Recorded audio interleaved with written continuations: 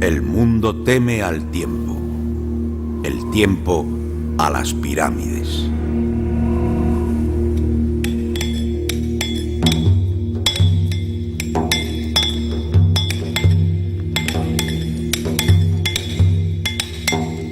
En el año 2490 a.C., los hombres de Miquerino, el faraón reinante en Menfis, capital del Imperio Antiguo, llegaron a las canteras.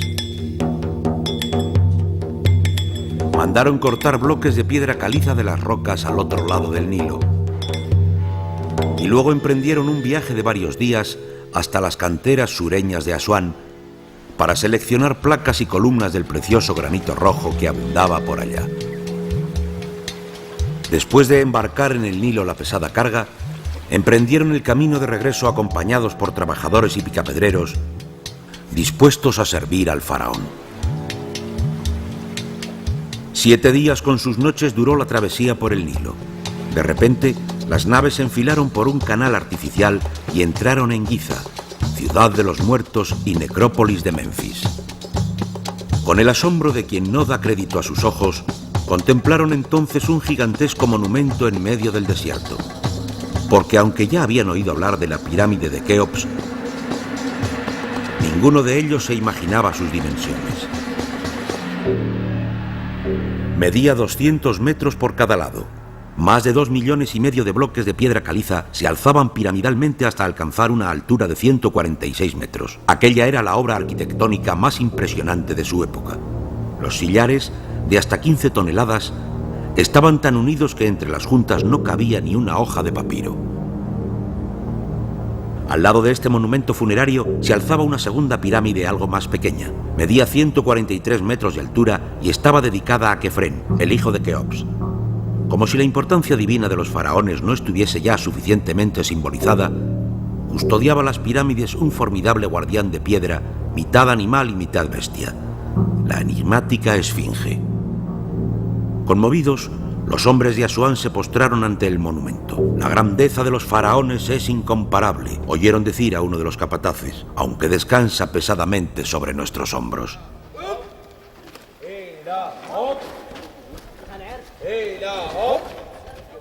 Sin una queja, los recién llegados se incorporaron a las hileras de los millares de picapedreros que debían erigir una tercera pirámide, la tumba de Miquerino, hijo de Kefren y nieto de Keops.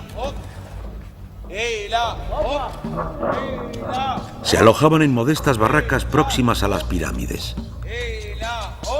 Casi nada sabían de la vida en la ciudad de Menfis, a unos pocos kilómetros de allí. Bloque tras bloque, día tras día iban levantando la pirámide en competencia con otros grupos de trabajadores que se hacían llamar los victoriosos, los rectos, etc. ¿Cómo es eso de que el rey está borracho?, susurraba un trabajador a su compañero, refiriéndose al faraón, que pasaba noches enteras de fiesta en su palacio.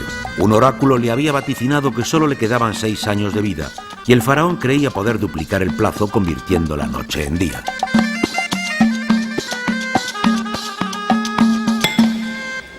Con sus 65 metros de altura, la tumba de Miquerino debía ser la más pequeña de las 3 pirámides de Giza. Pero como ya había ocurrido con las de Keops y Kefren, también en este caso el resultado final fue todo un conjunto piramidal encabezado por el Templo del Valle. El templo en la pirámide de Kefren impresiona por su monumental sencillez, un recinto columnario de granito rojo macizo.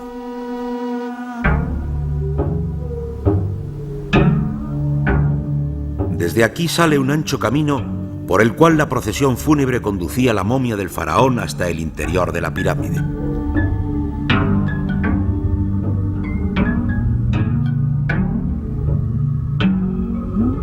No he cometido ninguna injusticia con los hombres. Como en el juicio final, había que pronunciar este juramento antes de que el faraón pudiera entrar al país de los bienaventurados, al más allá. Se vive para morir.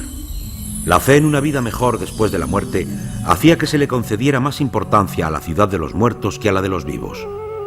300 años antes había surgido en Saqqara la primera necrópolis de Menfis, donde un arquitecto llamado Imhotep diseñó también la primera pirámide. Las tumbas tradicionales de los egipcios son las conocidas mastabas, edificios cuadrados construidos en ladrillo, con un tejado plano y varias habitaciones. Imhotep colocó una mastaba sobre otra hasta en 6 diferentes niveles, como si fuese una escalera hacia el cielo.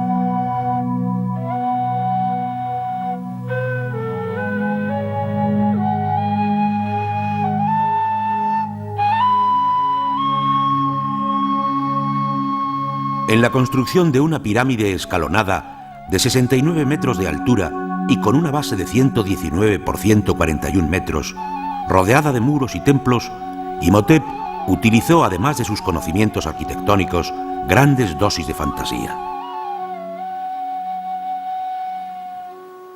Así se situaban las columnas de la entrada del templo, como altas plantas que se hundían profundamente en el suelo.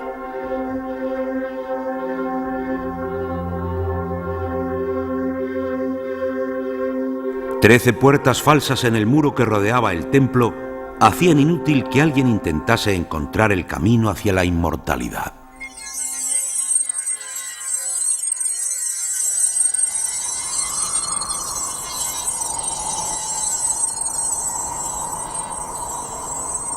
Una noche de luna llena del año 1490 a.C., una banda de saqueadores de tumbas aparece frente a las pirámides.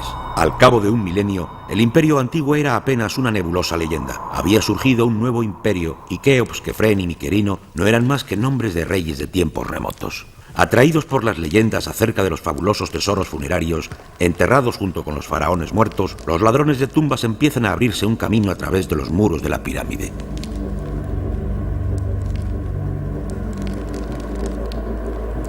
De pronto, descubren un túnel donde antes que ellos otros desconocidos habían apartado las pesadas piedras. Tropiezan con un corredor que los conduce a las profundidades, pero tan angosto y bajo que solo pueden avanzar a rastras. Extenuados, se disponían a dar marcha atrás cuando de pronto el corredor se abre en un pasadizo casi rectangular y a los pocos metros se ensancha hacia arriba formando una cámara piramidal. Un ligero olor a madera de cedro y aceites aromáticos llena el recinto, pero la cámara está vacía. Decepcionados, van ya otra vez de regreso cuando de repente se ven ante una galería que les corta el aliento. De 8 metros y medio de altura y cubierta por una angosta bóveda escalonada, aquella especie de garganta no podía ser sino el acceso a la fabulosa cámara del tesoro.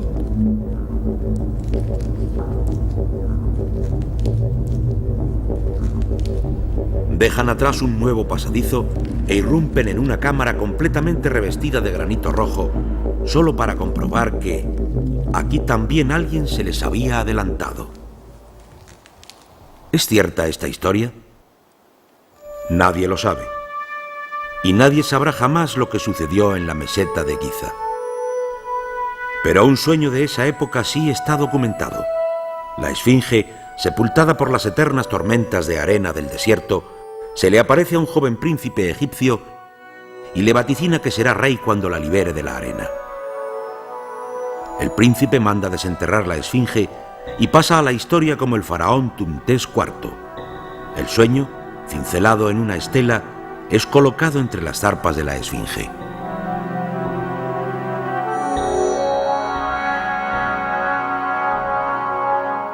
Siglos después, Egipto vuelve a vivir una época de esplendor con los faraones Ramsés de las dinastías 19 y 20.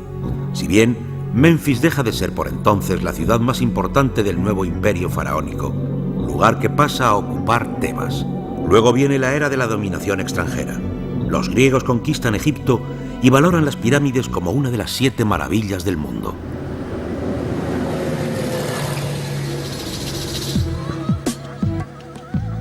Más de 2500 años después, solo queda en pie una de aquellas 7 maravillas del mundo antiguo, las pirámides.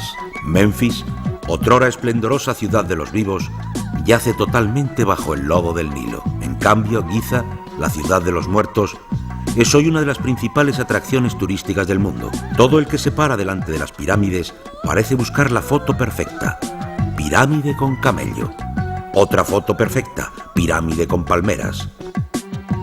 Pero siempre la pirámide como trasfondo de la vida árabe. Cada foto es un sueño, aunque los últimos milenios han dejado sus huellas en la zona de las pirámides. Durante largo tiempo estos sepulcros faraónicos solían ser explotados como simples canteras. La gente extraía las piedras lisas de la superficie para construirse casas en el Cairo.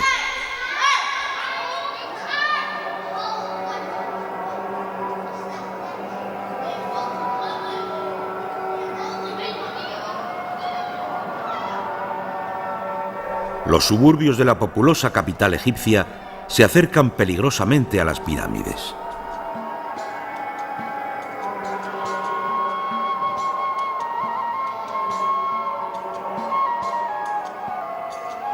Hay días en que el smog es tan denso que las pirámides parecen naves extraterrestres a punto de despegar.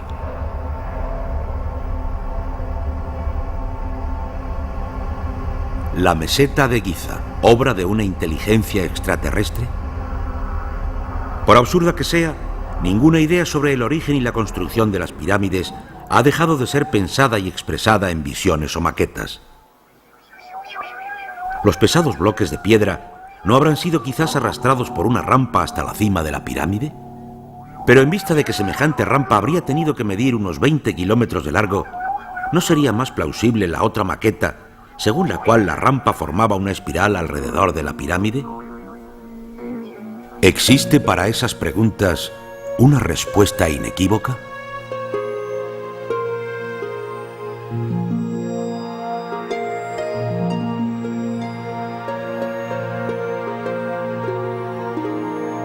Cuando en Saqqara, en la pirámide del rey Unas y en otras tumbas, fueron descubiertas gran cantidad de inscripciones, se aclararon muchas preguntas que tenían los egiptólogos.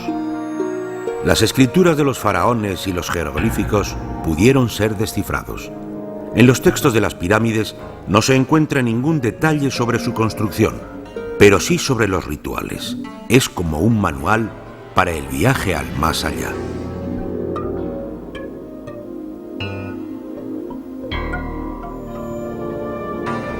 Junto a la cabeza, agrupa los huesos, sacude el polvo de la carne y te lleva al camino de la eternidad.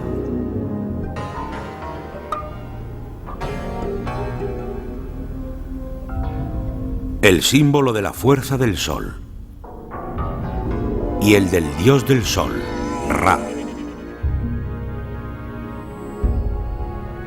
Quedan muchos enigmas por descifrar que de seguro ocuparán a las personas en los siglos venideros. En Arabia, los relojes han marcado siempre el tiempo de otra manera. Mientras que nosotros aún estamos en los umbrales del tercer milenio, los egipcios ya están en el séptimo y preguntan en tono desafiante si acaso existe en algún otro lugar un símbolo tan perfecto de la eternidad.